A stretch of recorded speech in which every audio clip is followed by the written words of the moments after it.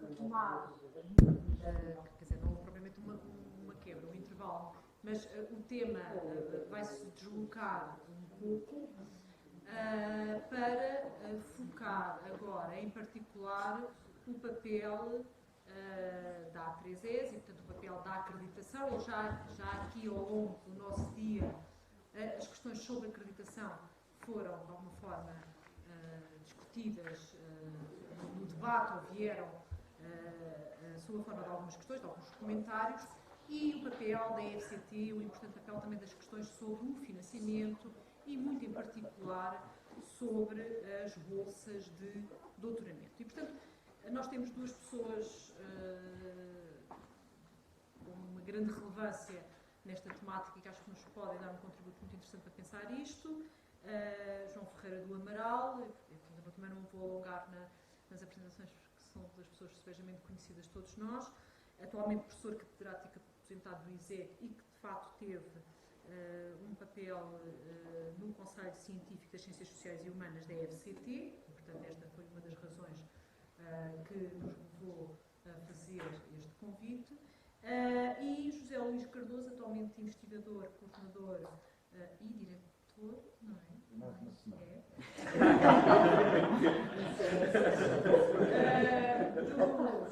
Aqui do nosso vizinho, é o ICS, e que tem tido também um papel importante na A3ES, não é? Ativamente nas comissões de avaliação externa. Portanto, eu inicio aqui, peço desculpa, não sei qual de vocês é que... José Luís, então... Muito obrigado. Eu queria começar com um pedido de desculpa. Não é seguramente por menor interesse que este projeto RECON me suscita. O Vítor sabe disso. Já tive a oportunidade de participar numa das sessões deste projeto e acho que é um projeto de maior interesse e relevância, como esta sessão. Mas queria pedir desculpa por ter chegado tarde e por não poder estar até ao fim. De facto, tenho as funções de diretor mais de uma semana e é um bocadinho essas funções que me obrigam a estar presente no ICS numa conferência que está a decorrer sobre um tema interessante, aging, um problema que nos afeta a todos. Inexoravelmente. Speak for yourself. Exatamente, mas é uma conferência que incita hoje, mas porque na mesma data, e a questão também é fácil resposta. Nós tínhamos inicialmente, quando falámos sobre as datas possíveis, esta era uma data possível, porque nós tínhamos esta nossa conferência marcada para o dia 20. Até que um convidado alemão nos perguntou, mas vocês vão marcar uma conferência para o dia em que há um jogo de futebol à 1 da tarde entre Portugal e Marrocos. E nós achámos por bem adiar a conferência um dia e eu já não tinha forma de digitar, ter que estar na sessão de abertura e ter que estar também mais logo. Está dada a sua explicação. Mas é que eu imenso gosto de aqui estou. Eu gostava de, talvez, falar, antes de falar sobre a A3ES, enfim, na nossa gíria, dos antecedentes imediatos da criação da agência. Eu acho que é importante para percebermos o seu modo de funcionamento e a maneira como o trabalho que tem sido desenvolvido pela agência se processou. E esse antecedente imediato era uma... Não sei se alguns de nós lembram-se disso. Eu lembro particularmente que fiz parte dessa comissão, que era uma chamada Comissão de Acompanhamento do Processo de Bolonha, que foi criada pelo Ministro Mariano Gago em 2006, por decreto. E já agora, só para registro, até porque há um lado de memorialismo nestas sessões que eu acho que é também interessante e convém recordar quem é quem e quem estava onde nesses sítios.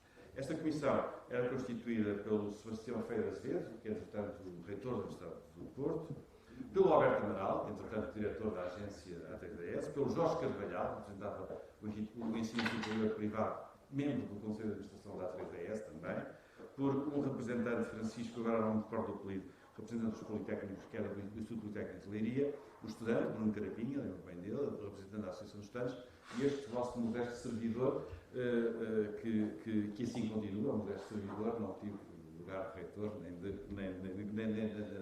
administrador da A3ES. E, portanto, esta foi uma primeira comissão que trabalhava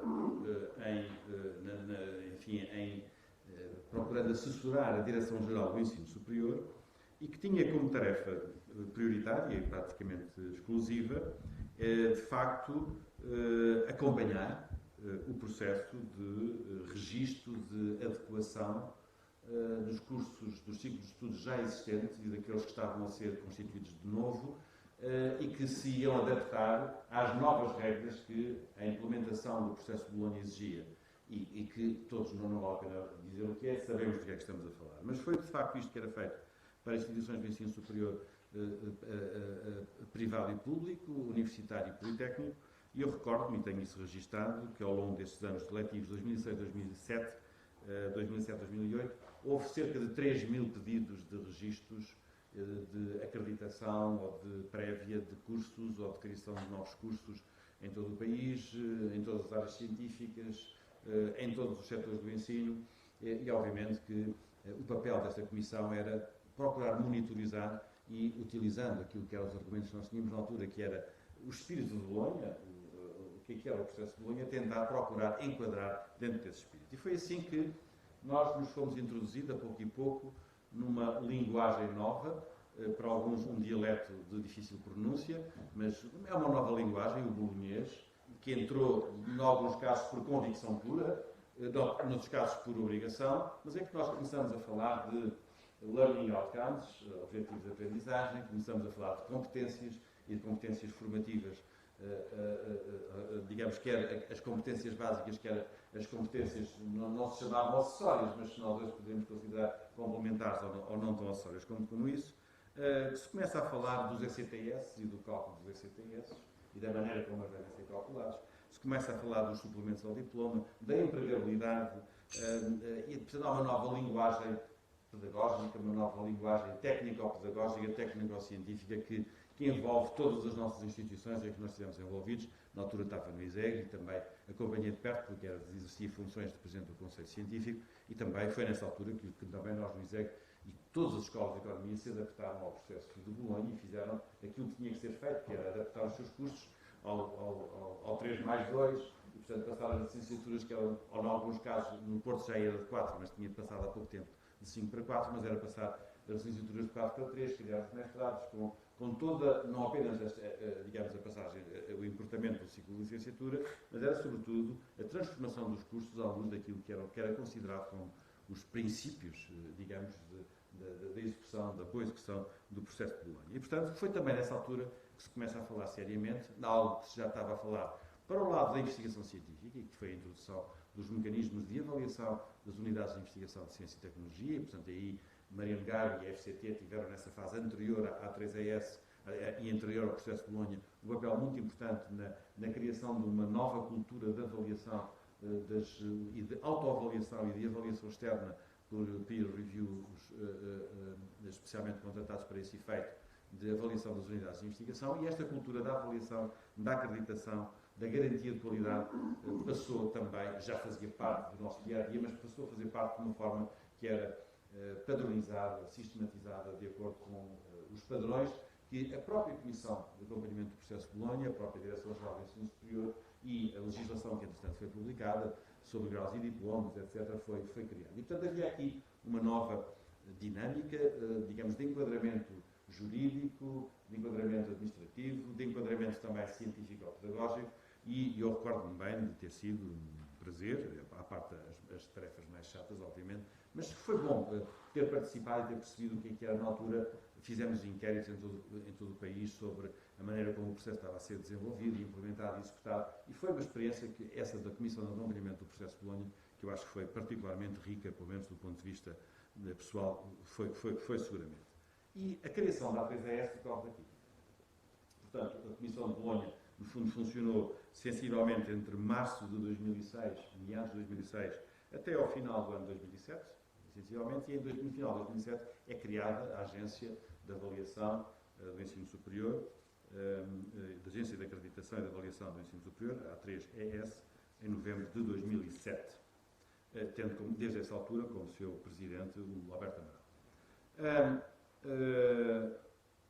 Foi nesse contexto, e portanto, que eu recebi um convite em 2008, 2009, mas o processo começou em 2009, para a constituição de uma primeira comissão de avaliação na área de economia e gestão. Na altura era uma área conjunta.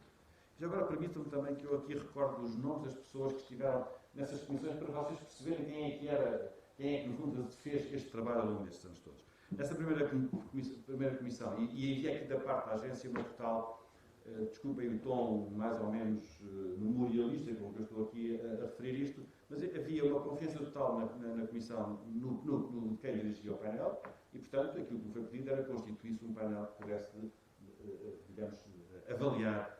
Neste caso, eram sobretudo, uma vez que o processo na Direção-Geral do Ensino Superior se tinha ocupado dos processos de acreditação dos cursos excepcionais e funcionamento, eram os nossos cursos. Em economia e gestão. Era eu, era o José Neves Adelino, era o João Duque e era o Luís Mota de Castro, porque sobretudo os casos que apareciam eram casos de gestão e, portanto, havia uma predominância de colegas nossos na área de gestão e na área de finanças. Isso durou muito pouco tempo, porque a avalanche de processo de pedidos mostrava que era impossível esta comissão trabalhar sozinha e, portanto, foi constituída uma comissão para as áreas de gestão e de finanças e eu continuei, permaneci até ao ano passado, digamos, como coordenador do painel de avaliação de economia, e apenas de economia. E, entretanto, houve várias outras pessoas que foram entrar e que colaboraram, permitam também aqui que registre os nomes deles, que trabalharam de uma forma muito próxima, desde 2009, praticamente, até o ano passado, 2016. O trabalho vai continuar, mas eu já pedi à 3ES que me dispensasse de continuar este trabalho. Mas tiveram, ao longo deste tempo, deste período, os nossos erigrês, os membros, no fundo, que funcionavam como membros externos ao pretende com uma afiliação a universidades estrangeiras, mas que propositadamente eu mantive com pessoas que tinham conhecido bem o sistema de ensino universitário português e, portanto, as três pessoas que colaboraram ao longo deste período foi o Rodolfo Santos Ferreira, foi a Ana Ruth Cardoso e o Mário Páscoa. Portanto, foram as três pessoas que, estando em universidades estrangeiras, colaboraram com a Comissão e depois, ao longo deste período, colaboraram o João Sousa Andrade, Coimbra, o José Costa do Porto, o Luís Aguiar Conraria do Minho, o Paulo Trigo Pereira do Iseg, a Leonor Modesto da Católica, o Vasco Santos da Nova e depois houve também outros colegas que colaboraram pontualmente aqui e ali em casos de cursos específicos para os quais nós não poderíamos não ter a expertise que era necessária para que isto pudesse funcionar. Eu digo aqui, falo aqui destes nomes e destas pessoas, um pouco como forma de testemunhar aquilo que foi, do meu ponto de vista, uma experiência extremamente enriquecedora e que eu reputo de particularmente importante e relevante no contexto em que nós fomos desenvolvendo o nosso trabalho. Registrei, em alguns casos eu não atuei devido a situação de conflito de interesses na avaliação dos cursos do ISEG, porque tinha saído do ISEG há relativamente pouco tempo e, portanto, nunca participei na avaliação dos cursos do ISEG, mas, excetuando os casos dos cursos do ISEG, mas que me recordo que saíam no total entre licenciaturas, os diversos mestrados, doutoramentos, cerca de 20, portanto, há que somar talvez uns 20 processos, aos 109 processos em que eu estive diretamente envolvido, digamos, como coordenando estas comissões, para a criação de novos ciclos de estudo, ou para a avaliação da criação de novos ciclos de estudo, ou para a avaliação de cursos já existentes. E dos quais, só para terem uma ideia, são 29 primeiros ciclos, licenciaturas, 60 mestrado e 20 cursos de doutoramento. E, portanto, o nosso trabalho da Comissão era um trabalho que, em alguns casos, era um trabalho que não implicava visita, como eram novos cursos, e, portanto, era mais mandado a partir do paperwork, e, portanto, nós avaliávamos todos aqueles relatórios de autoavaliação que nós, como membros das nossas instituições, sabemos do que é que estamos a falar, portanto, aquelas plataformas de preenchimento muito burocráticas e muito maçadoras da VZS que obrigavam a listar todas as unidades curriculares, as fichas de todos os docentes, as fichas das unidades curriculares, os programas, mas depois, sobretudo, os objetivos de aprendizagem e como é que os objetivos de aprendizagem se relacionam com os objetivos pedagógicos, como é que foram calculados as CTS, a análise SWOT de cada um. Sabemos bem quem foram esses dramas para muitos de nós que participámos na elaboração desses relatórios e para a Comissão os dramas não eram nós, porque nós tínhamos que para aquele papel todo e aqui devo dizer-vos que, e era aqui que eu queria chegar, como é evidente, a Comissão, como uma comissão de economistas, nós sabemos que a dificuldade, ou o mérito principal dos economistas é saber fazer escolhas, todos os recursos são escassos, e portanto nós tínhamos que escolher aquilo que era mais importante perante a escassez de recursos. E confesso que eu nunca fui averiguar se naquela licenciatura ou se naquele mestrado os ECTS tinham sido bem calculados de acordo com a metodologia que era aconselhada e se faziam inquéritos aos alunos, faziam inquéritos aos professores. Quer dizer, havia coisas que nós partimos do princípio que estávamos entre gente de bem, e quem tinha feito um contrato de oposição tinha feito bem feito. Mas concentrávamos em coisas que achávamos que eram essenciais. Desde logo a estrutura curricular, as cadeiras, os programas das disciplinas, as unidades curriculares, a sua atualização, a bibliografia, os métodos de trabalho, o corpo docente, a qualidade do corpo docente, e, em alguns casos, como era o caso do doutoramento, aquilo que eram as exigências que a lei impunha para que os doutoramentos pudessem ser avaliados. Deixem-me dizer-vos como resultado desta experiência, uma das coisas que eu queria destacar foi, e talvez tenha sido um dos principais problemas com que nós nos deparámos, que foi a reduzidíssima qualidade de ciclos de estudo propostos pela generalidade das universidades do setor privado. Isto não tem nada, não era num pressuposto de partida contra o setor privado, nada disso, mas éramos confrontados com situações não apenas de deficiente preenchimento e falta de preenchimento e falta de informação, mas quando visitávamos, sobretudo, instalações inapropriadas, ausência de bibliotecas, não existia uma biblioteca em alguns dos cursos que nós citámos, a não existência digamos, de condições e de material e de suporte informático, a escassez do corpo docente, muito flutuante, que era tomado de empréstimo, às vezes, para vir falar connosco durante as visitas que nós efetuávamos, a falta de qualidade dos sílabos e, portanto, das disciplinas e dos programas, o número reduzido de alunos, portanto, condições, de facto, muito deficientes de funcionamento, que justificam, digamos, que muitos desses cursos tenham sido, coisas simplesmente abandonados, que não existam hoje em dia. Portanto, eu diria que foi um problema, não que fosse difícil nós não acreditarmos nesses ciclos de estudo, porque era óbvio que não podiam ser acreditados, mas foi um problema porque nós tomamos consciência daquilo que era, de facto, digamos, uma fraude, em muitos casos, que estava montada para, supostamente, poder fornecer um ensino de qualidade, mas que de facto não é. Portanto, este foi um dos ensinamentos que eu retiraria desta experiência. Muitos desses cursos, obviamente, hoje já não existem, ou os que existiam foram descontinuados, e, portanto, julgo que, pelas melhores razões, de facto, essa acreditação não foi feita. Havia excessos de repetição, sobreposição informativa, informação irrelevante que era prestada, e, portanto, tudo isso criou, às vezes, alguns fatores de animosidade, mas eu penso que eles foram facilmente superados.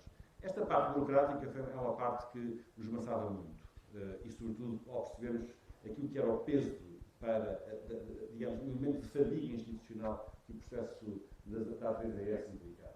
Nós tentámos várias vezes fazer sugestões, em alguns casos elas foram aceitas, sugestões de simplificação dos formulários, simplificação da plataforma e do preenchimento. Nos últimos casos isso já foi incorporado, mas reconhecemos que os nossos pedidos, a ATDS não os atendia da forma como nós achávamos que deviam ser atendidos. E, portanto, o processo manteve-se sempre. Portanto, havia alguma dificuldade da parte da agência em aceitar propostas de revisão de procedimentos que muitas vezes nós sugerimos. Vou entrar, talvez, no último tópico, que eu penso que está articulado e relacionado com coisas que já foram aqui discutidas na sessão anterior, e que tem a ver com aquilo que eu achei que foi, durante este processo, as situações mais difíceis de gerir e a maior dificuldade com que nós lidamos. Isto tem a ver com o modo de avaliar a qualidade dos ciclos de estudo do doutoramento. Estamos a falar de ciclos de estudo de licenciatura e mestrado e doutoramento. Em relação aos ciclos de licenciatura e mestrado, eu penso que as exigências para o seu funcionamento eram exigências que foram, de um modo geral, cumpridas por parte das instituições. Pode ter havido, naturalmente, cursos que não foram certificados ou que não foram acreditados, mas são casos relativamente excepcionais, a não ser aqueles das universidades privadas como referi. Em relação ao doutoramento, houve situações de difícil julgamento e o que eu gostaria aqui de partilhar convosco. O problema é como avaliar a qualidade e, sobretudo, como agir em situações em que a qualidade global, positiva das instituições que nós estávamos a visitar ou das instituições que nos propunham a aplicação de um determinado curso de doutoramento não obtinham, digamos, a plena satisfação no que se refere aos critérios que a lei exigia para que esses cursos de doutoramento pudessem ser acreditados. E aqui a nossa defesa, se quiserem, da Comissão, foi sempre a de procurar interpretar aquilo que a lei dizia e ainda diz, porque, como sabem, há uma proposta de alteração da lei que regula graus e diplomas que está em cima da mesa ou está na agenda para ser aprovada, mas mantém-se em vigor o mesmo decreto que regula, ou a mesma lei que regula graus e diplomas, e que dizia que para a concessão do grau de doutor seria imprescindível a existência de unidades de investigação na área científica em que o programa de doutoramento se situava e com uma classificação de muito bom, excelente por parte da FCT, e, portanto, era uma condição à partida que era fixada, e implicava também, digamos, critérios de muito maior rigor do que é em relação às licenciaturas e aos mestrados, no que se refere à avaliação do corpo docente. E que a avaliação do corpo docente tinha a ver, obviamente, com a avaliação das publicações do corpo docente, tendo em atenção aquilo que são os critérios que na nossa comunidade científica são seguidos para essa mesma avaliação.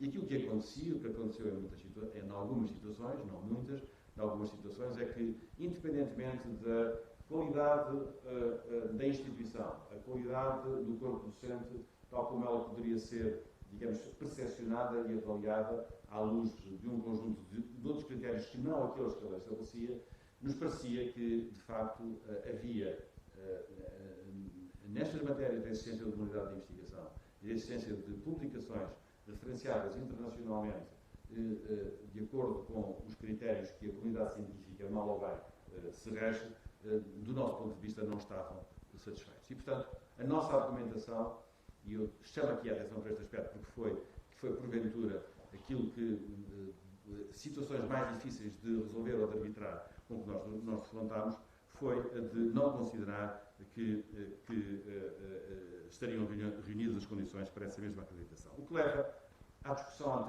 anterior, que eu gostaria aqui de novo repor, e que tem a ver com o facto de, na mesma instituição, poder haver o tal problema das... O Zé chamou-lhe idiosincrasias, ou quem chamasse uma coisa que era espírito santo, e, portanto, eu acho, se me permitem, digamos, uma expressão, um eufemismo, no fundo são problemas de autorreferenciação epistémica paralelos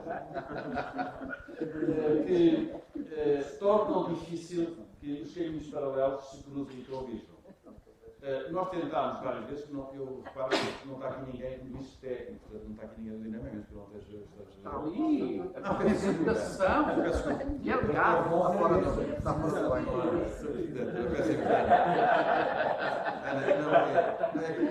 Era só eu peço imensa desculpa, mas, por exemplo, eu lembro-me que foi uma questão que foi colocada na avaliação que fizemos ao ISCTE, mas porquê é que há dois doutoramentos, um em Economia e outro em Economia Política? Ou porque é que não há duas licenciaturas, ou dois departamentos? Era a questão, seja era no seu estudo, seja... E daí nós percebemos que, quando confrontávamos os diretores, os reitores, os interlocutores com esta questão, percebíamos claramente que nós estávamos a ser provocativos, num bom sentido, mas não podíamos, digamos, chegar a nenhuma solução. E, portanto, havia, da nossa parte, a clara noção de que procurar, no caso dos doutoramentos em Economia, num doutoramento mainstream por heterodoxias não dá, ou num doutoramento heterodoxo por mainstream também não dá. E, portanto, no fundo, há, de facto, aqui caminhos que não podem, de alguma forma, limitar aquilo que é necessariamente a existência de formas, de concepções epistémicas, chamemos o que quiser, de concepções, digamos, no âmbito da teoria económica e da metodologia do trabalho científico que possam ser contempladas de igual maneira. Não é essa a questão. O problema estava em que existe, por vezes, nas pessoas, ou nos nossos colegas, fora da área mainstream, a ideia de que não têm que estar sujeitos às mesmas regras de arbitragem científica e que não têm à sua disposição os mesmos suportes de publicação que os outros têm. A minha experiência, devo dizer, recente, no Instituto de Ciências Sociais, prova que este argumento é um falso argumento. E é um falso argumento porque nós conseguimos criar modos de referenciação para as ciências sociais e para áreas de economia que possam não ser a economia ortodoxa e mainstream, em que não é o quadro mental, teórico e epistémico da ortodoxia dominante aquilo que determina a qualidade ou a possibilidade da publicação, mas é uma questão de inércia cultural e intelectual, o que quiserem, que por vezes nos leva a não explorar até as últimas consequências os suportes de publicação que existem e que estão ao nosso dispor para esse efeito. E, portanto, aquilo, por exemplo, que nós estamos neste momento a fazer no ICS, e eu estou contente com o trabalho que foi feito nesse sentido, foi criar indicadores de classificação de revistas científicas, onde, lado a lado com o Easy Thompson, há também o Scopus da Elsevier, mas há também o sistema Cielo brasileiro. E, para além das referenciações, estamos a falar de revistas científicas, a Universidade de Lisboa, por exemplo, tem, graças ao trabalho que nós desenvolvemos na área das ciências sociais e das humanidades na Universidade de Lisboa, tem formas de avaliação do desempenho e de prémio à produção científica com implicações no orçamento das escolas da Universidade de Lisboa, onde a produção científica é não apenas a produção em artigos, mas é também a produção em livros e em capítulos de livros. Ou seja, há uma especificidade das humanidades e das ciências sociais que tem que ser contemplada, e eu creio que este espírito tem que ser incorporado de uma forma que nem sempre é visível, mas tem que ser tornado mais visível. E, portanto, muitos de nós, e nas áreas em que trabalhamos, temos que valorizar outros suportes que não são apenas o artigo, que são os livros, os capítulos de livros, isso tem que ficar claramente consagrado, e muitos de nós, que publicamos em revistas, podemos considerar sistemas de classificação das revistas que sejam mais abrangentes e que, quando nós estamos a discutir o Q1 e o Q2, a economia, nós não estamos apenas a discutir, nós podemos alargar o Q1 também para revistas de ciências sociais, onde muitos de nós podem publicar. E, portanto, aquilo que me parece é que há uma necessidade também de criação de um novo código de referência daquilo que deve ser a nossa atividade avaliada pelos pares, que não nos iniba de exigir o reconhecimento da qualidade do trabalho que nós fazemos. E quando digo nós que nos situamos em áreas que não são áreas mainstream do pensamento económico dominante, chamemos assim ortodoxo dominante, mas temos que exigir, digamos, para nós próprios, uma qualidade de desempenho e uma avaliação da qualidade desse desempenho de acordo com critérios que não têm de ser necessariamente os mesmos. E, portanto, houve aqui, dizia-vos eu, da parte da nossa comissão na A3ES, às vezes algumas dificuldades, porque o problema não estava em ser heterodoxo ou não ser mainstream. O problema estava é que dentro da heterodoxia que se praticava, não estavam reunidas, do nosso ponto de vista, as condições que poderiam levar ao reconhecimento pleno da qualidade do trabalho que foi desenvolvido. Globalmente, para terminar, eu acho que há ensinamentos que eu retirei desta experiência que foram, de facto, foram muitos anos e com trabalhos de várias equipas e que me permitiu ficar com uma noção muito abrangente do funcionamento do sistema de ensino nos diferentes ciclos de estudo de economia. Foi muito positivo tudo isso. Acho que há aqui uma questão que se coloca, e é um desafio para o futuro, tem a ver com a alteração dos graus e diplomas, porque nós estamos a falar, sobretudo quando falamos dos cursos de doutoramento, de cursos que têm uma estrutura curricular. Portanto, nós estamos habituados a um curso de doutoramento com um ciclo de estudos de doutoramento. Eu receio que em muitas áreas científicas, não sei o que é que vai acontecer na economia, mas em muitas áreas científicas, a atual formulação com que o decreto-lei está a ser feito e que diz que admite-se que em situações excepcionais, devidamente justificadas, são estes termos, os cursos de doutoramento poderão incluir uma parte curricular, estão, no fundo, a fazer um convite a que não haja parte curricular. Nada impede que exista parte curricular, mas a formulação é esta. Admite-se que em situações excepcionais devidamente justificadas possa existir uma parte curricular.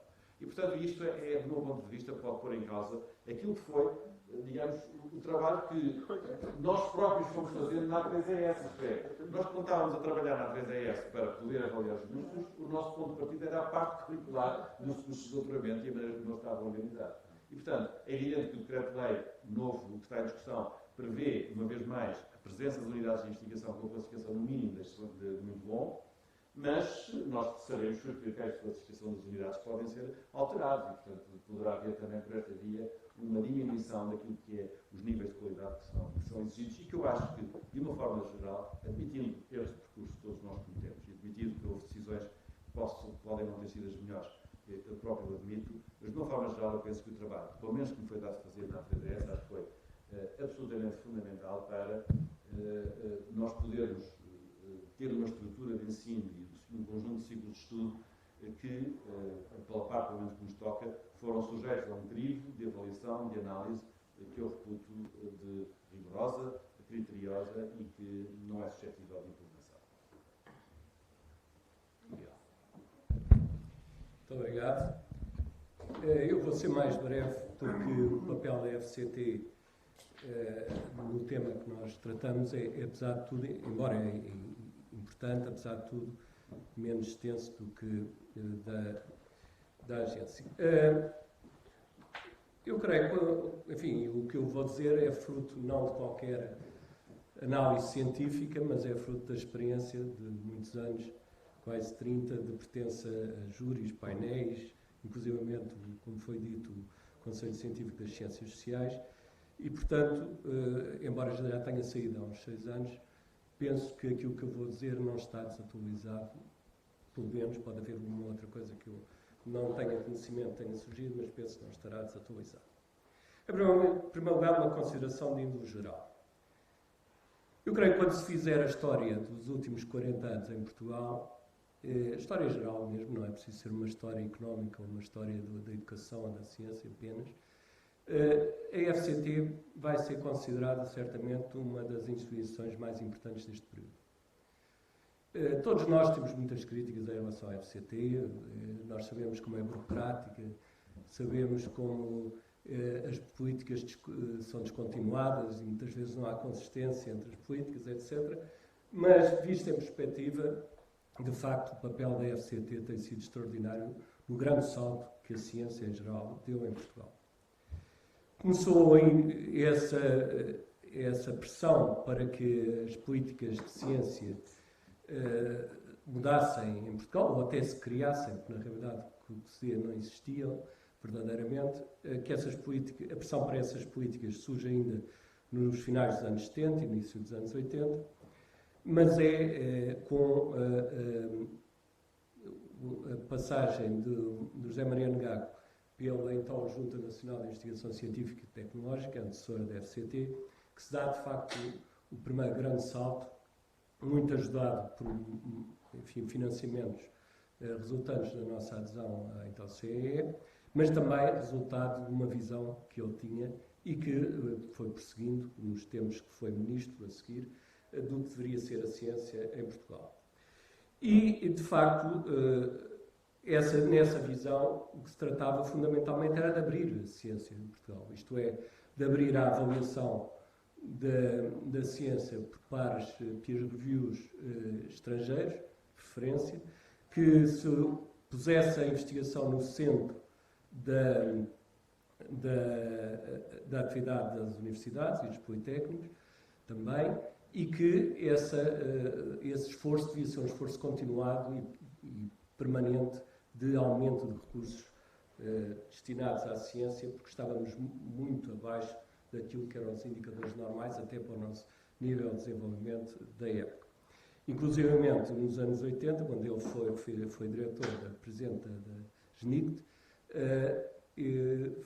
fez-se, eu disse fez-se, porque na altura era diretor-geral do Departamento Central de Planeamento e tinha como missão a gestão do PIDAC, fez-se um orçamento de ciência e tecnologia que foi um instrumento importante para convencer os governos e os parlamentos a atribuírem mais recursos à ciência. No que respeita à economia, é justo dizer que essa pressão, e eu sou insuspeito porque eu não sou da Universidade Nova, essa pressão para um papel mais importante e central da investigação no que respeita às instituições universitárias que lidavam com a economia, vem muito da Universidade Nova e dos novos doutorados, em particular nos Estados Unidos, que apareceram nos finais dos anos 70, início dos anos 80, com intervenção pública bastante importante. Uma escola como a minha, como o ISEG, na altura ISE, não tinha essa visão. Se nós olharmos para aquilo que tinha sido a investigação científica em economia, que era basicamente do ISCEF e depois ISE, ela resumia-se a muito pouco os artigos publicados numa revista do ISCEF, que eram as análises do ISCEF. Havia uma revista de economia nos anos 50 e 60 com 11 artigos, mas que era extra-academia, eram normalmente escritos de pessoas que não tinham entrado por uma razão ou outra na academia, e pouco mais existia. Surgiu depois a revista da Universidade Católica, nos anos 70, 76, se não estou em erro, e, portanto, a pressão inicia-se, de facto, com esses novos doutorados que vêm no âmbito da Nova, que, aliás, já foram referidos. E, de facto, juntou-se essa situação com o tal avanço, claro, para um papel mais central da ciência e uma abertura da ciência aos padrões internacionais. E, portanto, outras escolas, em particular o ISEG, seguiram esta linha de orientação e essa justificação de, nos anos 80, começarem a suceder-se muitos doutoramentos no ISEG e também, progressivamente, uma maior atenção, uma maior importância dada à investigação para permitir a ascensão na carreira docente. E pronto, depois isso instituiu-se e hoje penso que ninguém discute o papel central que a investigação deve ter nas escolas de economia e essa é algo que foi adquirido, mas que está muito diferente do que era há décadas atrás. Por isso é que eu digo, claro, não estou a pensar só na economia, estou a pensar na ciência em geral. O papel da FCT foi um papel extraordinário, com todas as deficiências que tenha, um papel extraordinário na mudança, de facto, da ciência em Portugal. Simplificando um pouco, porque há outros domínios, mas simplificando um pouco, a FCT financia bolsas, agora basicamente bolsas de doutoramento, já houve tempos que também financiava muitas bolsas de mestrado, bolsas, projetos de investigação e subsidia também unidades de investigação. E, portanto, o papel da FCT na mudança dos currículos universitários exerce a partir destes três veículos de subsidiação e, portanto, é um papel indireto de facto. Nem a FCT se preocupa muito penso que mesmo nada, com os currículos universitários, a não ser de forma muito lateral, não é também a missão dela, e, portanto, é basicamente da forma como organiza a avaliação e o financiamento destes três eixos que a FCT pode influenciar a estrutura dos cursos. No respeito às bolsas, tudo está nos painéis, isto é, naquilo que são os avaliadores que a FCT escolhe para avaliarem as candidaturas de bolsas, em particular doutoramento, como disse.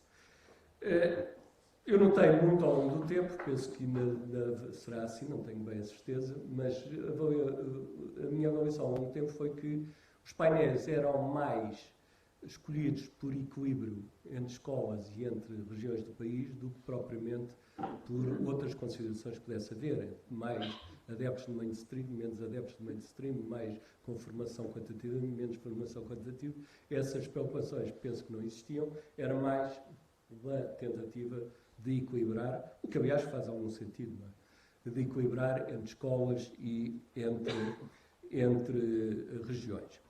O que se diz é como as escolas, elas próprias tinham, por vezes, alguma idiosincrasia, acabava por aí aparecer alguma diversidade, alguma pluralidade por essa via.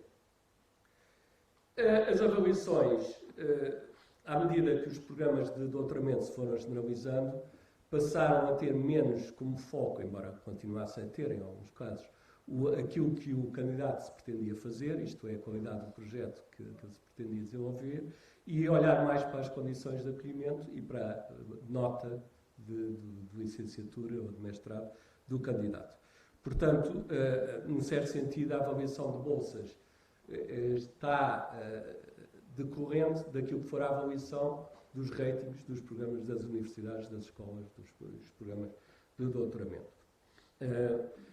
E também, como digo, a nota de licenciatura ou de mestrado era determinante em muitos casos. Não, aqui, basicamente, onde pode influir na estrutura de cursos é naquilo que seja o rating que se atribua, formal ou informalmente, às universidades e, portanto, digamos, pode aí haver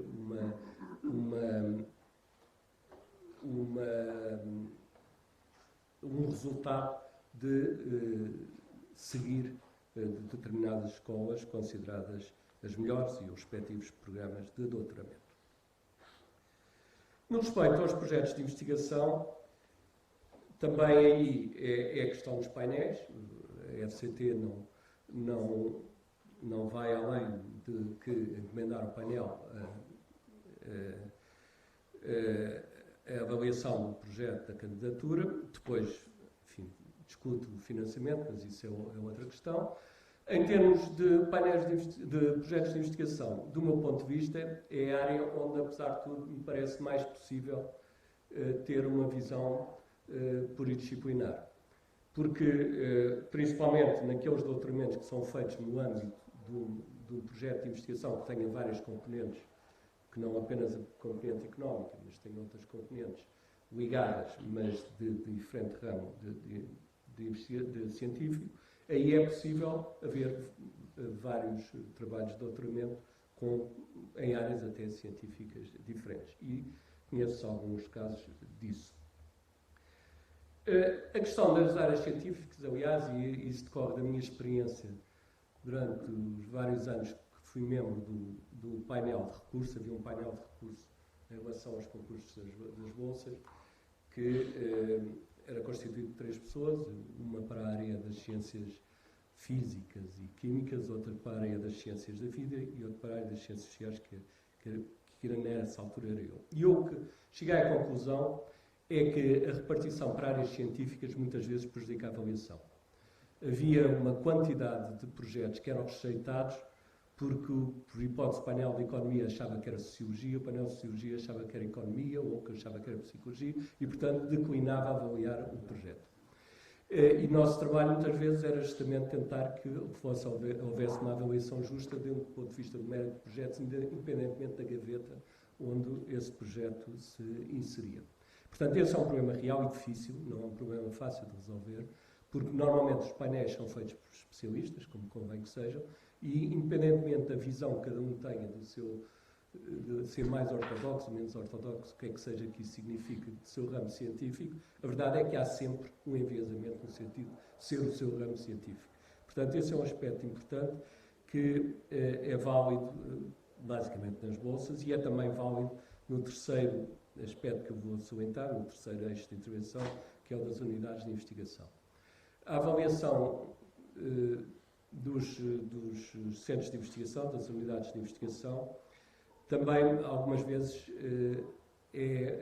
penaliza aqueles centros que têm um pé no ramo científico e outro pé no outro. Por exemplo, um pé na matemática, um pé na economia, porque as pessoas de matemática acham que aquilo não é de matemática, as pessoas de economia acham que aquilo não é de economia, por aí fora. Penso que essas questões têm tido uma ligeira melhoria, mas não sei avaliar a dimensão dessa melhoria, mas é, de facto, algo que também é difícil, muitas vezes, de avaliar.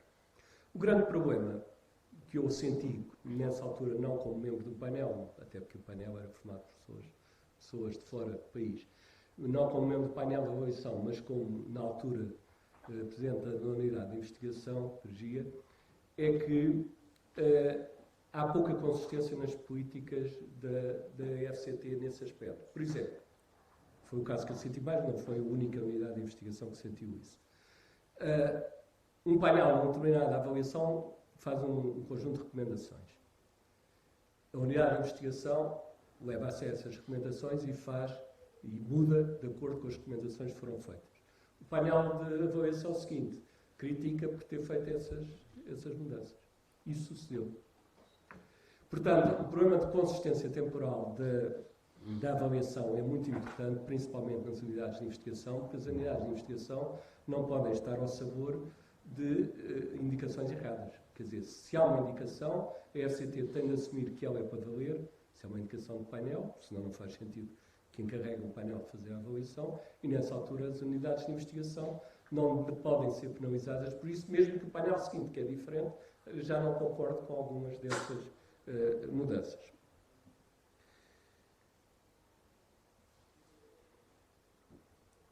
Em resultado geral, eu poderia dizer que é normal, não tenho uma avaliação que exigiria muito tempo para estar nos casos concretos, é normal que, dado o sistema que é utilizado, prevaleça, digamos, o mainstream nos estudos económicos.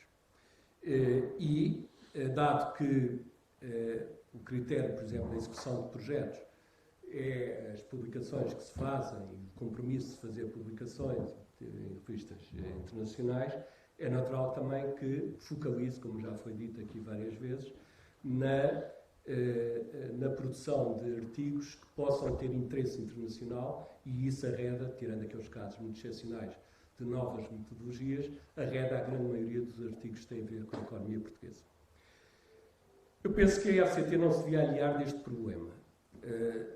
Ela pode dizer, bem, se é com os painéis de avaliação, se as pessoas só publicam esse tipo de coisas, paciência, publiquem esse tipo de coisas, orientem os seus estudos para isso.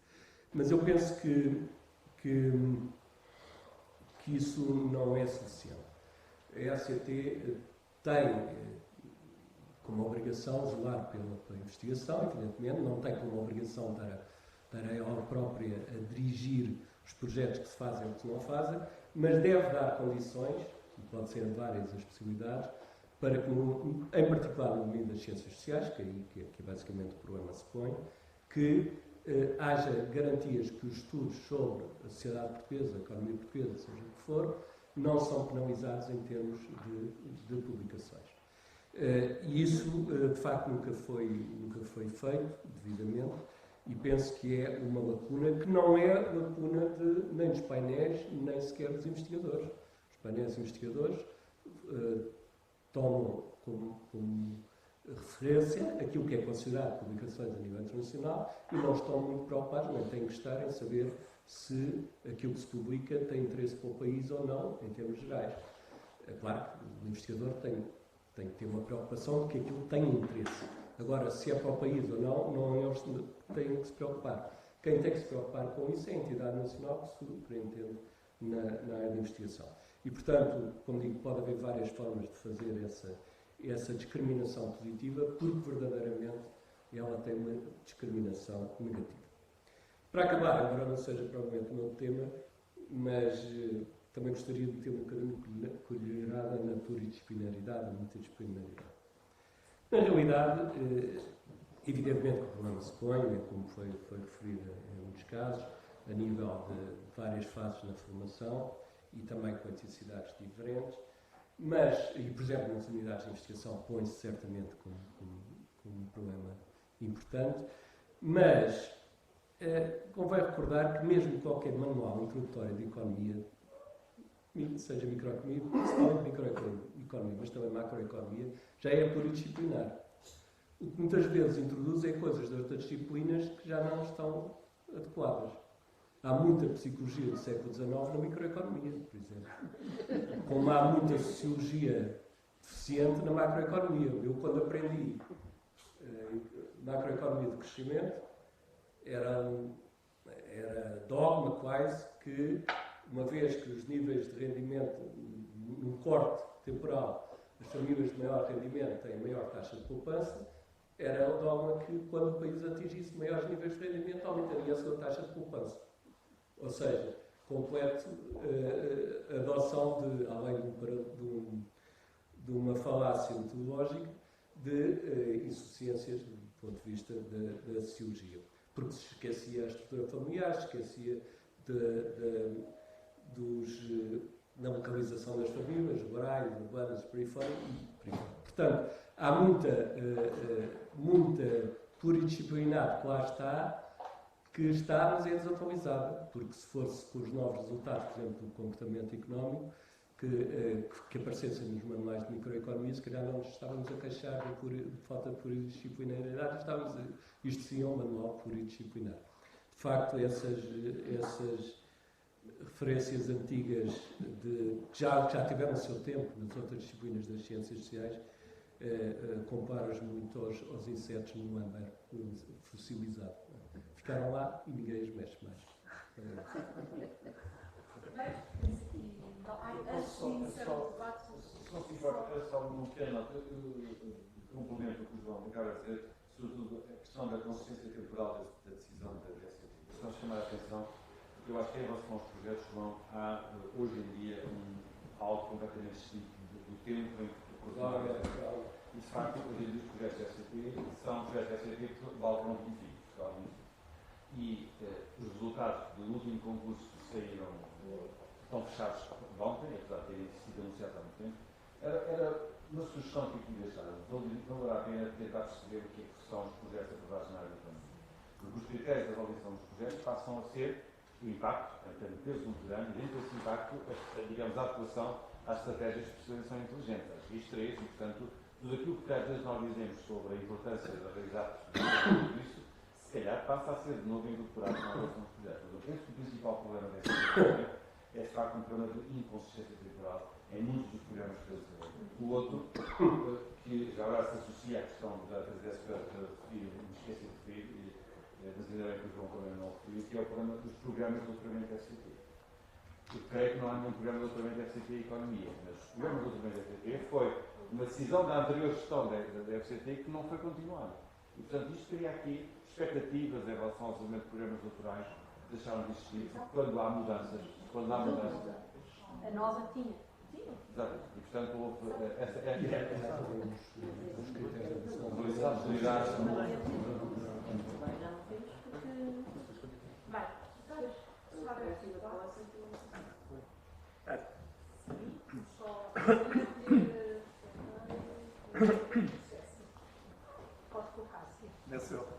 Eu queria fazer uma pergunta ao José Luís, que na verdade é uma pergunta que seria absolutamente marginal, não fora o horizonte temporal deste projeto. E que tem a ver com o seguinte, tu contaste a história, enfim, deste sistema de avaliação que hoje está assente na A3ES, mas a verdade é que neste horizonte temporal houve processos anteriores. Designadamente quando existia a CNAVES, a Comissão Nacional de Avaliação do Ensino Superior, e para juntar mais um nome aos nomes, que foi presidida durante muito tempo e com grande competência e elegância pelo professor Adriano Moreira. Não é? Ou seja, o que eu gostava de saber, na tua ideia, é se nós podemos olhar para este sistema de avaliação como algo que foi constituído coerentemente e ab início aí, nesse momento, ou se, pelo contrário, é algo que contrasta e, portanto, estabelece um outro sistema relativamente ao modelo anterior, que obviamente tinha óbvias diferenças, não é? Que tinha óbvias diferenças, aliás, no resultado de um processo muito longo, feito de finais da década de 80, não é? Quando enfim, mas, portanto, gostava aqui um bocadinho de saber, para os interesses do projeto, se nós devemos olhar para isto como algo novo, se devemos olhar para isto como algo que institui uma ruptura relativamente a procedimentos e a lógicas anteriores, ou como algo que, não sendo novo, nem sendo uma ruptura, no entanto, substitui um paradigma que existia. Enfim, isto hoje, como é evidente, face à nossa realidade, não é muito relevante, mas acontece que isto ocorre exatamente, corresponde exatamente ao período temporal do projeto e esse aspecto podia ser para nós interessante. A pergunta era também dirigida ao José Luís, sobretudo sobre a viabilidade que ele vê no futuro de doutoramentos profissionais. O doutoramento de perfil académico provavelmente começa-se a esgotar em termos de público. E, porventura, do lado dos profissionais, haverá uma procura crescente por algo que seja uma mistura de uma formação científica com uma formação mais técnica. E aqui levanta-se de novo a questão de a economia, um doutoramento mais profissional, é também um doutoramento mais aplicado, e, porventura, mais aplicado à economia portuguesa. A minha crítica à questão das revistas internacionais não tem tanto a ver com o ortodoxo versus heterodoxo, porque eu sei que é possível encontrar diferentes critérios de avaliar diferentes tipos de formações, embora depois nem em todos os fóruns sejam respeitados. Eu sei que isso é verdade, mas a questão que o João Ferreira do Amaral referiu de ser necessária uma discriminação positiva para quem trabalha sobre a economia portuguesa é diferente, porque pode ser um trabalho ortodoxo. Mas num mundo de revistas internacionais, de revistas globais, é extremamente difícil publicar algo que diz estritamente respeito a Portugal. Se nós vamos ter doutoramentos mais profissionais, vamos precisar de cientistas que pensam sobre Portugal. Sim, a minha pergunta vem um bocadinho no seguimento desta e diz respeito à questão da consistência na avaliação dos currículos para os vários efeitos, ou seja, para a avaliação de projetos, para a avaliação de centros de investigação, para a avaliação de doutoramentos. E até que ponto é que há alguma, pensando apenas na área da economia, alguma consistência entre as várias instituições que fazem essa avaliação? Quer estas aqui que foram referidas, FCT, A3E, quer as próprias, estou a pensar na matéria de publicações, quer a própria natureza das avaliações que vão sendo feitas na construção de rankings de publicações, particularmente as duas experiências que me parecem interessantes, entre outras, a do ICS e também a do Centro de Estudos Sociais, como são centros interdisciplinares, e no fundo têm pessoas oriundas de diferentes proveniências, têm que de alguma forma acomodar várias sensibilidades.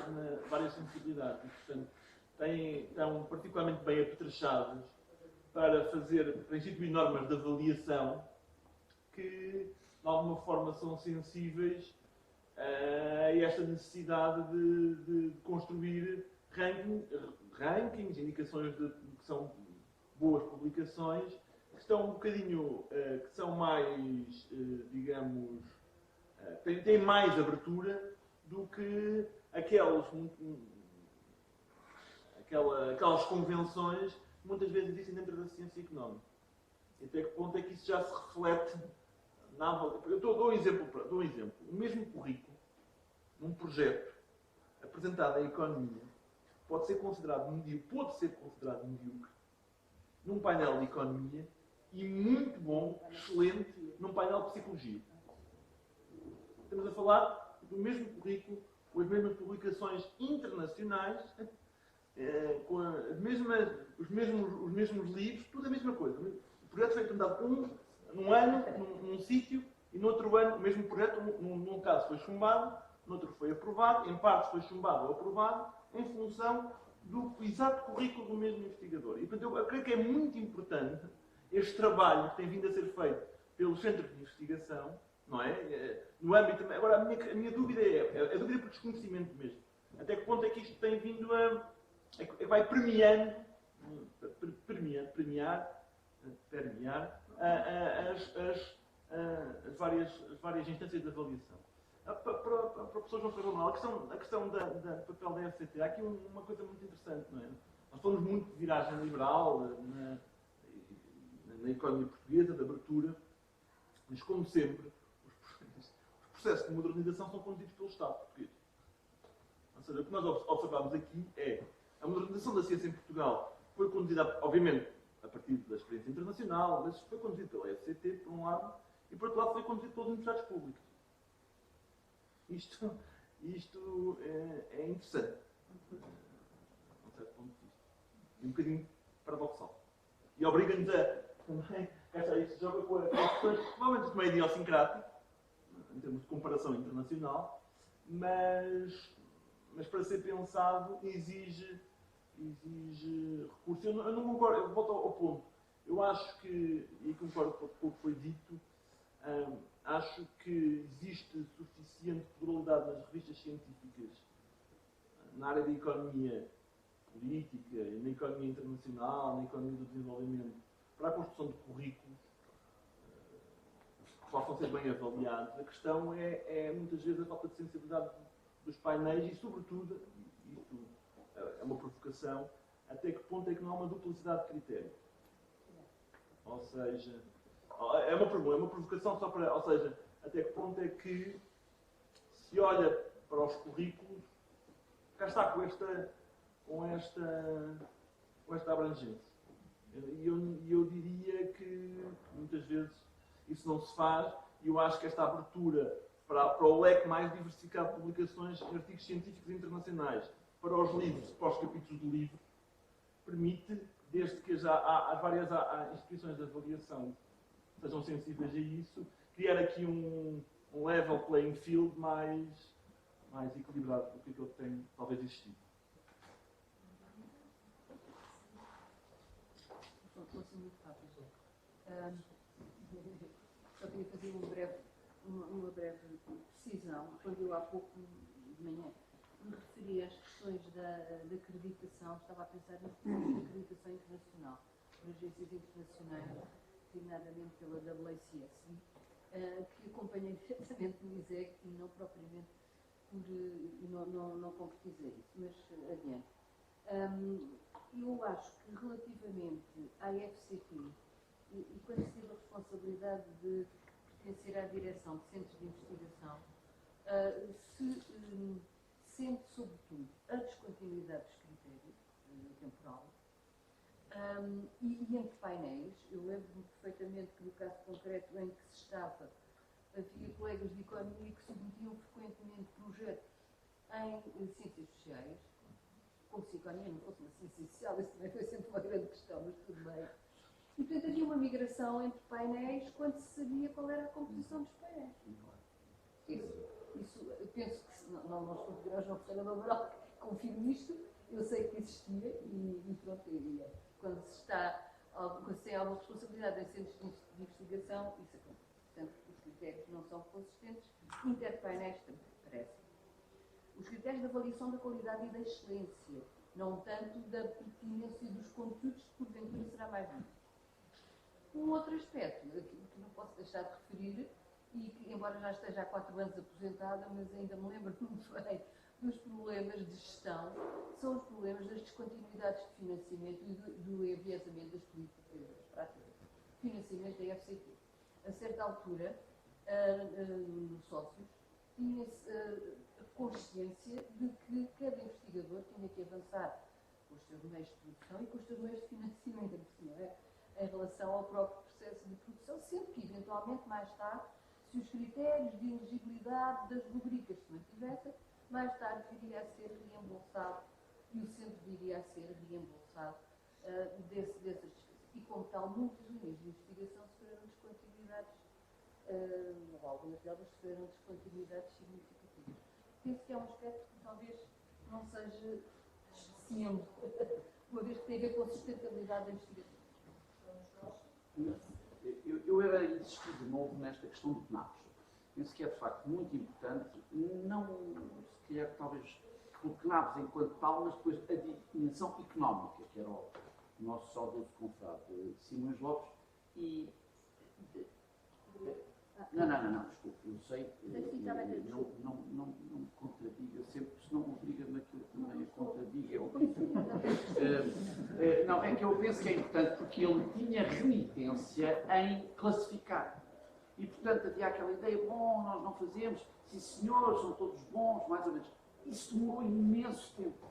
E quaisquer que sejam os defeitos do sistema posterior, o que é verdade é que seria muito interessante avaliar qual foi o efeito, no sentido dos melhores e dos piores, desse sistema que não dava rankings. O ranking era feio. E, portanto, eu acho que é muito útil usar não só o que se fez agora, do AT10, mas ir ao CNAPS na parte da economia. Porque é possível que seja muito diferente noutras instituições. Eu sei que na economia há, de facto, ali uma redundância em classificar. Evidentemente, é impossível, não se pode avaliar sem classificar. Obrigada. A pergunta é para o Zé Luís, mas antes uma provocação que é: eu ouvi aqueles nomes todos, mas estão muitas poucas mulheres na redação. Isto tem que ser transformado em ponto de ordem à mesa. Acho muitíssimo bem.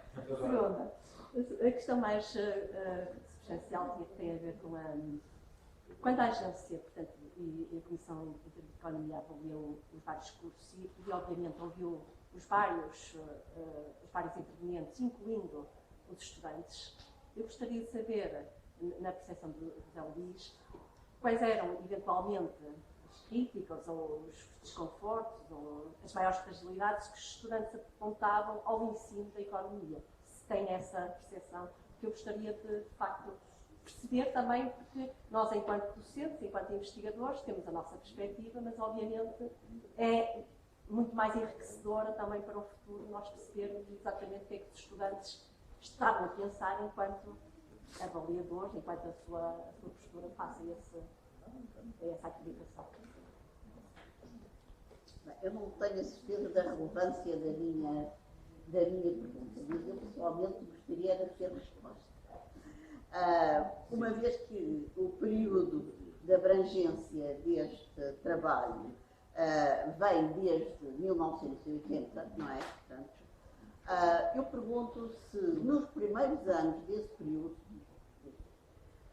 não era importante considerar o contributo da Fundação Gulbenkian. Porque a ideia que eu tenho é que talvez valha a pena considerar não um período homogéneo de 80 para cá, mas alguns subperíodos. E empiricamente, pela minha experiência, leva-me a pensar que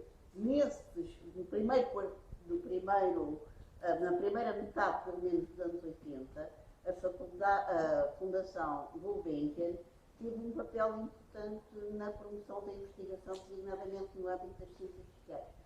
Posso não ter razão, é apenas uma observação empírica. De qualquer maneira, não seria mal pelo menos uma nota de 10 páginas relativamente a esta pesquisa. Eu tinha só... São duas perguntas. Uma é sobre a questão da FCT, porque é preocupante a questão da inconsistência do tempo. Ou seja, como é que resolvia isso, no fundo? Porque, no fundo, há a sensação que não há memória, não é? Ou seja, que a última avaliação não entra na avaliação que está a ser feita. O que é contraproducente, porque aquilo que está a ser feito, se calhar, então, as instituições foi aquilo que disse, não é? A instituição seguiu os passos que disseram para seguir ou aconselhar e é penalizada por facto. E isso é falta de memória, que é uma coisa que a gente tem muito em muitos processos organizacionais no país, não é? Mas a minha pergunta é como é que resolver isso, não é? No fundo. A outra era também relativa à questão da revista, ou seja, da questão portuguesa, que eu concordo com você também. Ou seja, interessa-nos mais a nós portugueses, a realidade portuguesa, ou pelo menos de uma forma mais premente, do que propriamente num mercado mais global. Mas também a pergunta é como é que resolve isso. Se há uma revista para este tipo de estudos, fosse indexada, ou qual era, o que é que vai na cabeça, no fundo, em termos alternativos. Em relação à A3ES, eu queria só fazer o seguinte comentário, que é, eu estou à frente de um programa de mestrado, de uma instituição que não é pública, mas que também não é privada, é concordatária. Não que concorde com tudo, não é? Mas porque está abaixo do Vaticano. Não é? Mas a pergunta que eu faço é a seguinte: eu sei que aqueles sistemas, o sistema em si é um colete de forças. Ou seja, o sistema, eu acho que ele foi importante, não é? Todo o processo foi importante, assim como é FCT, do ponto de vista de afirmação científica. Mas a maneira como o sistema está, em termos de acreditação dos programas e daquilo, o colete de forças que aquilo constitui para fazer qualquer pequena mudança, a minha pergunta é se há perspectivas de desburocratizar um bocado o sistema. Eu concordo com a existência do sistema em si, não estou a discutir isso. Não estou a discutir é que eu acho que nós temos esta tendência para burocratizar, como país, não é? E como nação e como cultura. E a pergunta é se há ideias de burocratizar um bocado, ou pelo menos ou passar a acreditar as instituições e não tanto os programas especificamente, ou como é que isso está. E o último comentário, e era mais comentário, eu não sei o que foi dito, porque há aqui uma discussão que se está a cruzar, parece, não sei se estarei enganado ou não, mas que é entre a questão multidisciplinar. Também é difícil avaliar já agora, ou seja, do ponto de vista da avaliação, tudo que é trabalho multidisciplinar, a gente fala muito nisso, mas ele vai ser mal avaliado sempre. Quando se cruzam áreas, não é? E nem as áreas estão preparadas para se cruzarem, porque nós temos áreas dentro de uma mesma universidade, dentro do mesmo campus em que as coisas estão próximas e as faculdades não se cruzam. Em média, ou cruzam-se pouco, não interagem em termos de atividade científica. E eu acho que aquilo que está a ser dito, e que foi dito nas várias perguntas, é uma coisa diferente desta, que é a questão da própria economia ter paradigmas competitivos, digamos. Embora existam um dominante, mas tem paradigmas competitivos e são visões de haver, são maneiras de haver, que são diferentes. E a questão é qual é a altura certa de os introduzir. Se é numa licenciatura, a mim parece-me que sim, que é onde as pessoas estão mais abertas, ou se é ao nível dos mestrados, eu ia ao nível dos mestrados e ia mais para uma solução do género de haver ofertas diferentes. Mas mais do que isso, e a última coisa, ou seja, parece-me que é numa licenciatura, Mas mais do que isso, em relação à questão dos mestrados, é como a organização concordatária a que pertence, nós vivemos um bocadinho do mercado. Ou seja, temos a noção que vivemos alunos. E, portanto, temos um problema com a afirmação dos programas. Ou seja, os programas minimamente correspondem a necessidades que vão ser cobertas no mercado ou eles desaparecem. Eu vejo globalmente um problema com a economia, ou seja, ela está em perda em relação à gestão ao nível internacional. Nós já sentimos isto. Na pública dá uma sensação que não sentem. Era um comentário sobre isso. Parece que continuam a conseguir afirmar esses programas. E é só. Peço desculpa por foi um bocado mais. Um esforço muito grande Está a ser contenção. acho que é um dos termos que o Jorge nos é levantar, acho que é importantíssimo. Eu recordo-me na altura, quando foi constituída a Comissão de Acompanhamento do Processo de Bolonha, ter falado com o professor Adriano Moreira, que é cruzado com ele e falar sobre isso, e ele, no seu tom, digamos, de ironia fina, que também me caracteriza, ou que me caracterizava, mas ele dizia: eu ainda sou presidente do CNAVES, o CNAVES ainda não fez 30, não percebo o que é que se trata. E havia naquela forma de ele dizer, digamos, a sensação de que ele percebia que o Mariano Gato tinha criado um outro sistema. E agora vale a pena ver se o CNAVES ainda existe na lei ou não. Mas a reação dele foi: há uma Comissão Nacional de Avaliação, não foi extinta, eu sou o presidente, eu continuo em função. Era a posição dele. Portanto, e o Mariano Gato, obviamente, não quis confrontá-lo com a sua demissão ou com a sua extinção e criou uma coisa paralela, foi a Comissão de Acompanhamento do Processo de Lei. E nesse sentido, eu acho que há alguma ruptura. Acho que esta ruptura, e aí o Jorge tem razão, nos métodos de trabalho, havia, eu creio que havia, baseava-se também no trabalho de autoavaliação que as instituições faziam, havia visitas por parte das instituições, e eu recordo do professor Simas Lopes, presidido de facto na Comissão de Economia, e aquilo que era um misto de pessoas de diversas instituições tinha, no fundo, uma dificuldade de uma inibição de estarem na sua própria instituição, quando tinham estado no outro ao lado, e portanto havia ali muitos conflitos de interesse. Aqui um pequeno parênteses, a razão pela qual eu mantive tanto tempo na Comissão, na 3DS, a pedido da agência, na Comissão de Economia, é porque já não estava numa escola de Economia. Portanto, tinha, no fundo, o conhecimento e a experiência de ter estado numa escola de Economia, ter sido presidente de um departamento, de científico, mas já não estava, não era parte interessada. E, portanto, dava-me alguma independência relativamente às escolas de Economia. Eu penso que o CNAVES tinha, sobretudo, isso era a dificuldade, havia, no fundo, ali depois particular, e daí que o Jorge diz, depois não havia decisão, não havia rankings, porque eram todos bons. Porque não havia, na Comissão, condições para que uns dissessem que uns eram melhores do que os outros. Mas há, sobretudo, nos métodos de trabalho.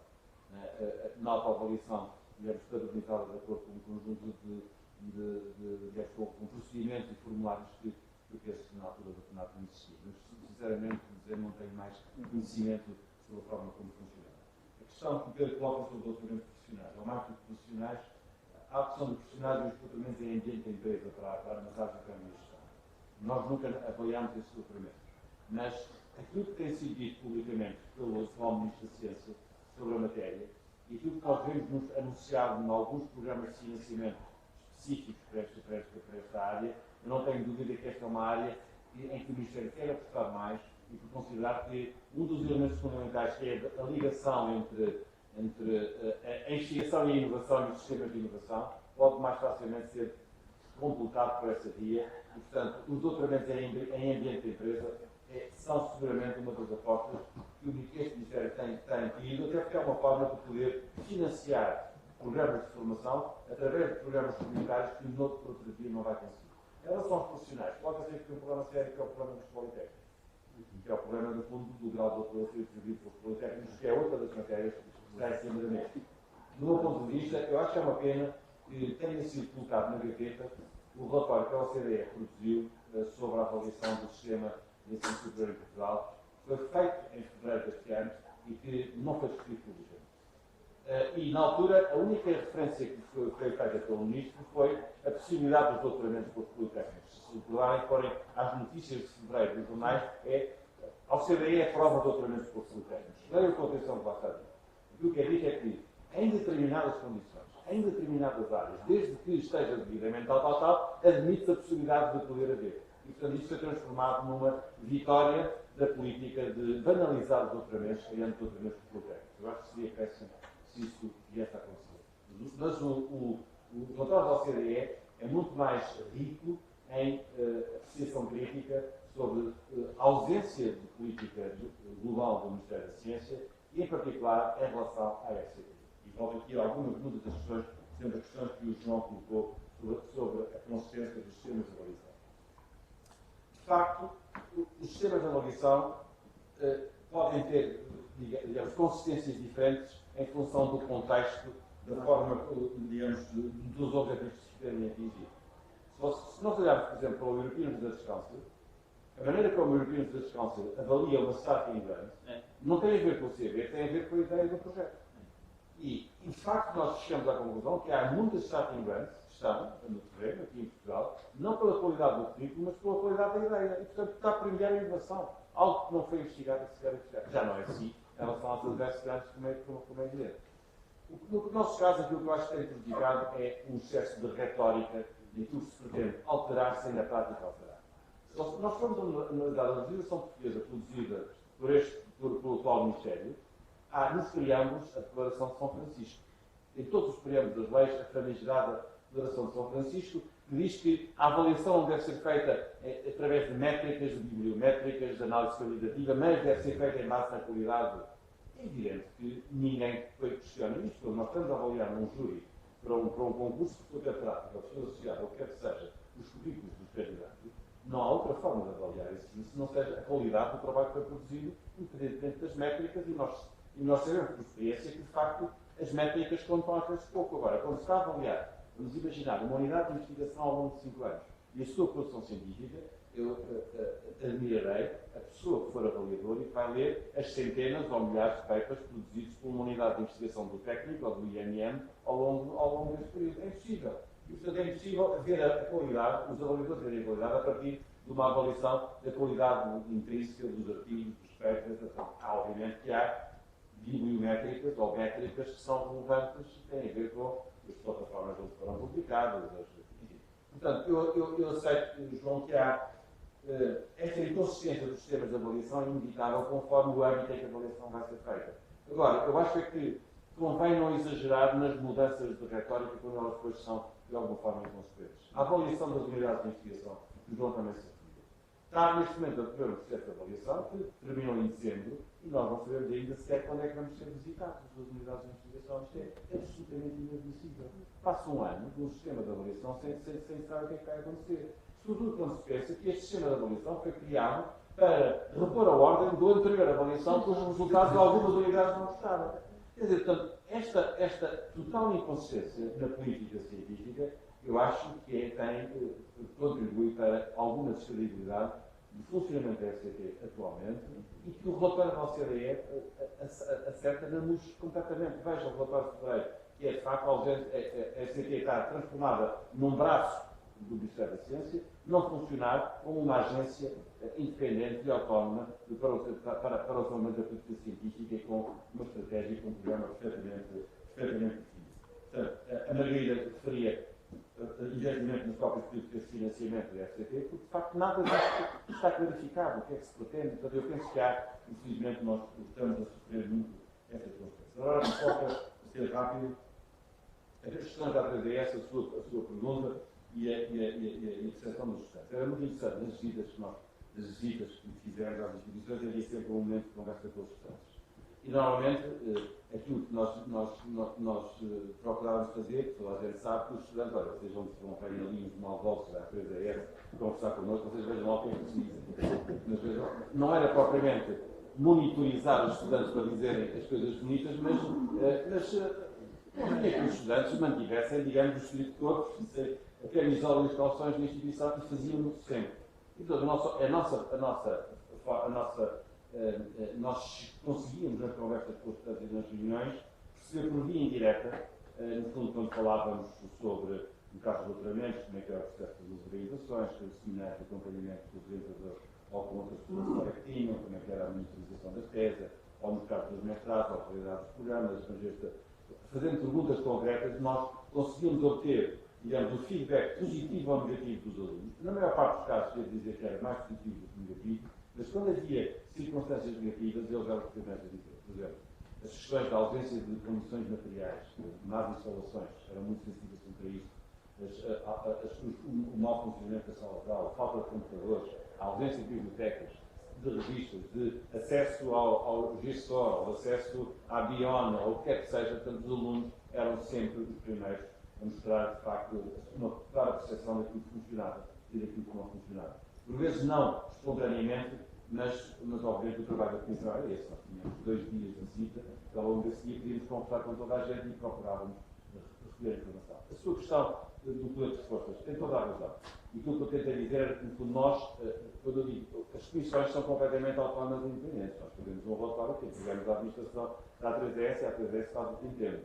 Nos nossos casos nunca contrariou o nosso parecer. Mas nós não somos agentes da A3S. Fazíamos um trabalho e apontávamos deficiências. Como disse, nós tentámos várias vezes diminuir a carga e o esforço burocrático, chamar a atenção para o excesso de informação que era pedida e às vezes informação inútil. E a liberdade.